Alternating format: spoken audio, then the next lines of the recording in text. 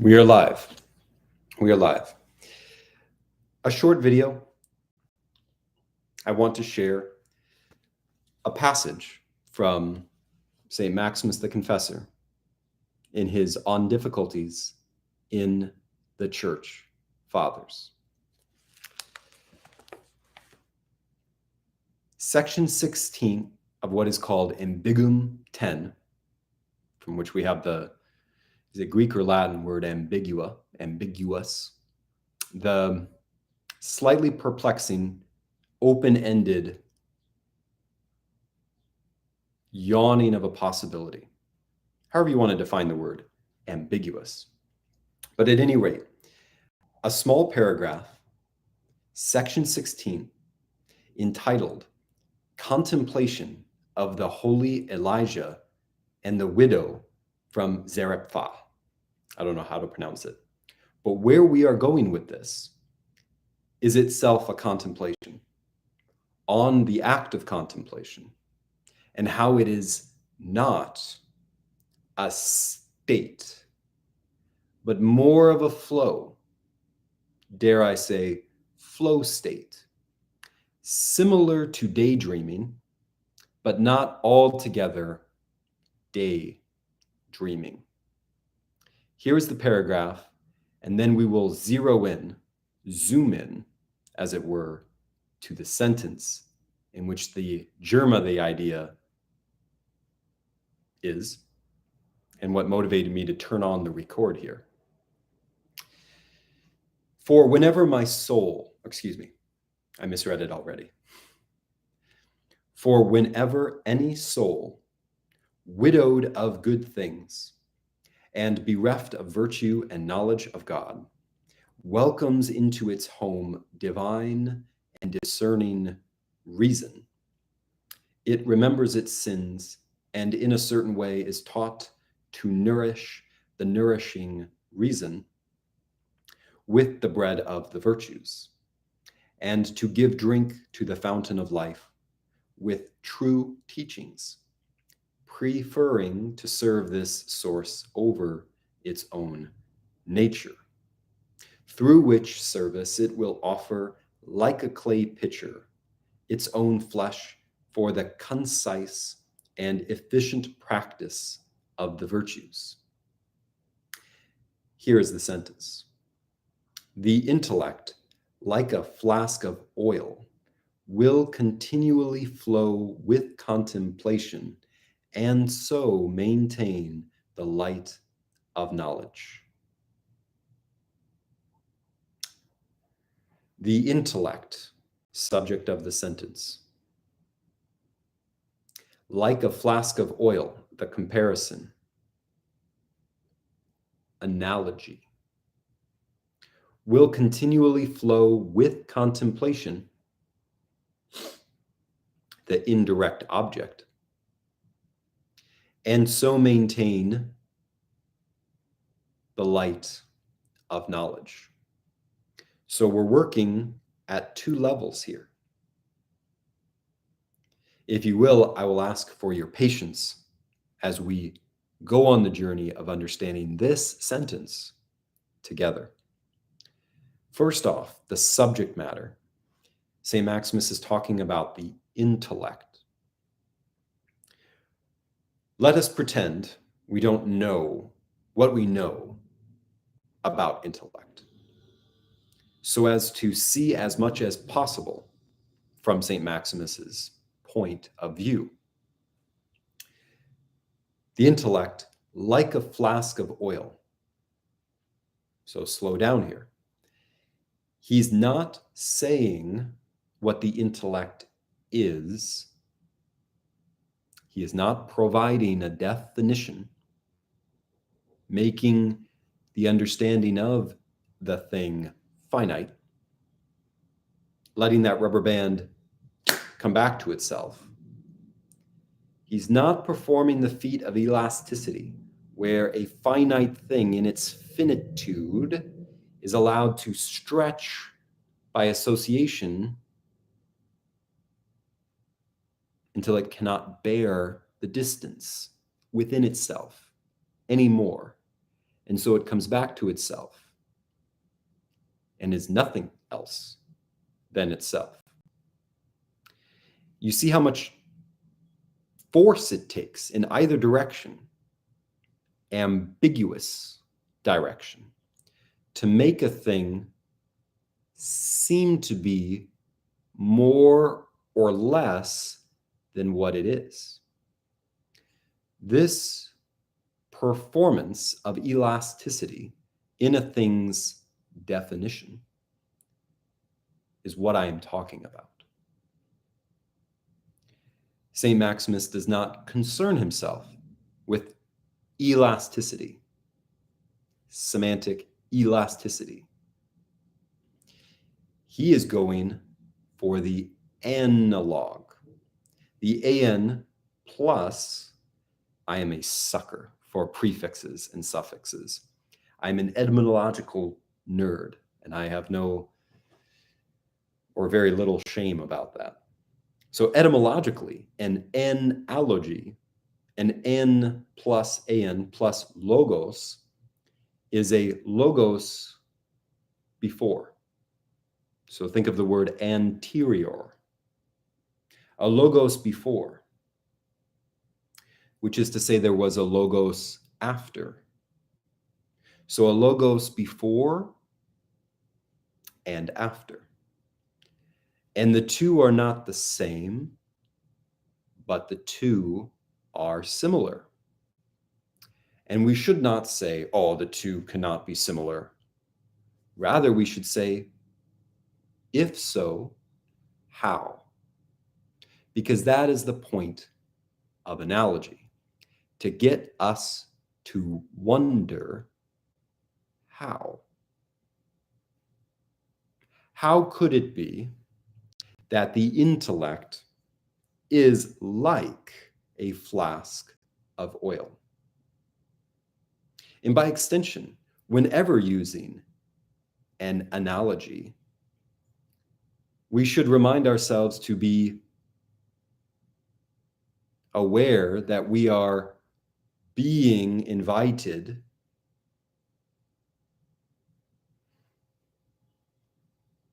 to consider how, not what, not why, not when, not where, how. And in philosophy, the fancy name for this emphasis on how is epistemology. There's the logy again. You see it in the suffix at the end? L-O-G-Y. Episteme. EPI at the beginning of that Greek word, epi, phenomenon. Epitome, E-P-I-T-O-M-E. A tome is a big book. So the big book on top of all those other books. I'm getting around to reading the stack of books here, and the one on top is the one I have next. That's the epitome of my struggle, we might say. So the epi, stem, that sounds like a botany word. Stem from a flower, stemi, stem, going forth, kind of growing, kind of shooting out like a little leaf from a sturdy or a tiny sturdy, tiny limb. A little bit of exposure, not too much, but enough to invite itself into awareness of the fact of its becoming this little episteme logi, this little shaking of the how that might entice us to stop what we are doing and ask, how is it so? If we jump the gun and ask, why is there a little leaf in the first place? Why should it even use up the ground? We will miss the beauty of procession, the delight of process.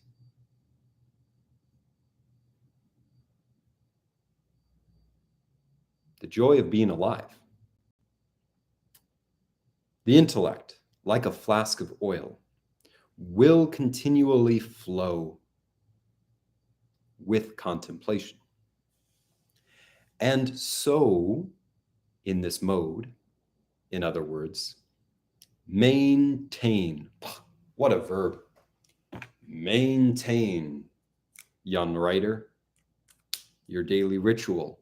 Maintain, you bricklayer, your ordered set.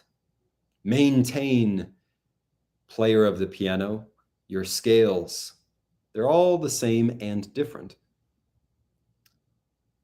How can this one verb range over so many discrete options of differential failure and differential success? Maintain the light of knowledge. Not the light pure and simple, not knowledge in and of itself, but to conclude the sentence in the analogical manner, the light of knowledge. The radiance, the heat, the, in a word, energy of knowledge. So those two levels, the intellect, contemplation, knowledge, a triad, so to speak. And like a triangle, we can ask ourselves, how does the intellect relate to knowledge? And how does knowledge relate to contemplation? And how does contemplation relate to intellect? And then how can I go in reverse from intellect to contemplation, to knowledge, back to intellect, while maintaining the whole triangle, so to speak? This is the question, not of dialectics, but of, I'm learning this through a book called Aristotle, East and West, through capacity, through faculty, through the, here it is, innate, specific potential for action, or energeon, energy. Take it apart etymologically. En, a Greek way of saying in, preposited, preposition, en, ergo. If someone wants to conclude an argument, they might say, instead of QED or therefore, ergo. I came, I saw, ergo, I conquered. Parched tongue, lipped an iced tea around the corner, ergo, I ran with my Nike shoes to fill the glass. Ergo, ergo, ergo. In ergo, the ergo within, the internal therefore. I did not say eternal, I said internal therefore. The logical impetus for advancing at all. Notice how dense this sentence is by its very construction. The intellect, like a flask of oil, will continually flow with contemplation and so maintain the light of knowledge. Intellect, contemplation, knowledge. Next level of this parallel analogy. analogy. So if the first analogy was the invisible, here we go. In the creed, we say, we believe in one God, the Father Almighty, creator of heaven and earth.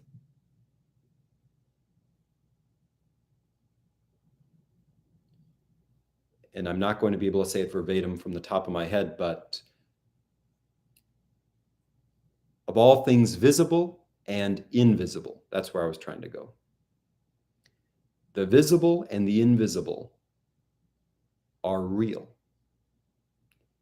And we accept that as an object of faith, but also an object of experiential knowledge that can be articulated without frills or sizzle.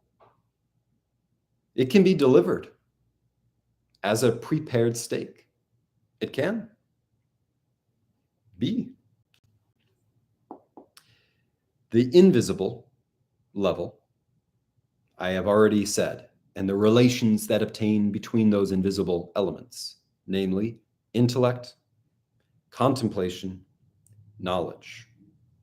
The knowledge is a source of something, it generates something. Intellect is a thing that also generates, but generates in a sort of motion that can be described. That's why it says the intellect will continually flow. Contemplation is this substance, the thing flowing. And knowledge, again, is that which generates a radiance, a more subtle, ethereal, less tangible, but intimately connected to the flowing of the substance known as contemplation. So you have this intellect, which provides a conduit, as it were, a space for the substance, which is called contemplation, to flow, to do something. And with that, there is an attendance of this radiance that indicates the flowing itself. And neither one or none of these three elements are ever dissevered from each other. You have the flow from a source to a target, and everything in between is bound. And all that which is bound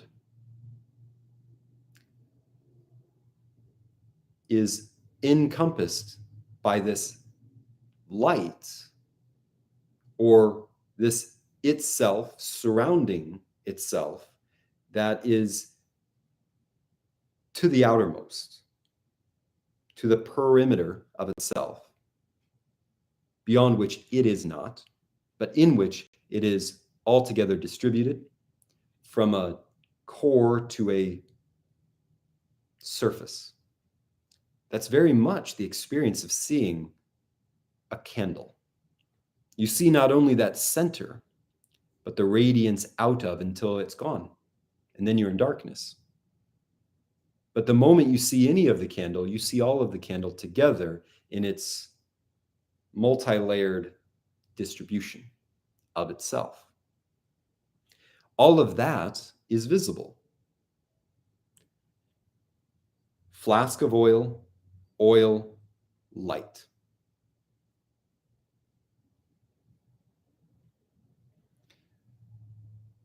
Those visible things, because you can see oil, you can see a flask, and you can see light.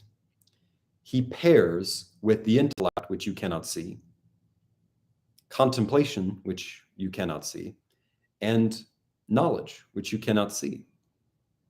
But as the flowing substance has a radiance, and none of those three things are ever disconnected at any point naturally from each other, even though I can't put my finger on how they're always connected. So too, the author claims activity of the intellect, contemplation, and knowledge never is disconnected or never is discontinuous.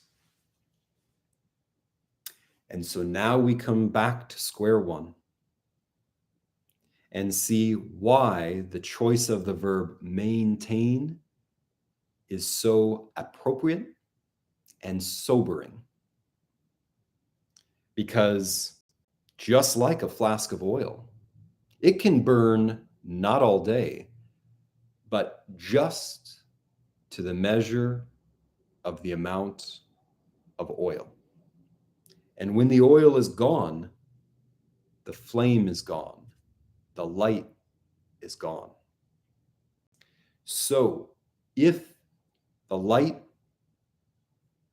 of the fire, of the candle, is what is desired, knowledge in other words, vision in other words, presence in other words, not darkness in other words, then work is involved. An ergo must be, and it must be in there. En ergo, energy. These Greeks, these church fathers, these early days, which are continuous with all the days, including today, are quite etymological and very poetic and creative. That's all.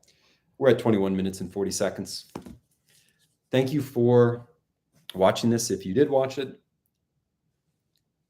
feel free to leave a comment and have a good weekend.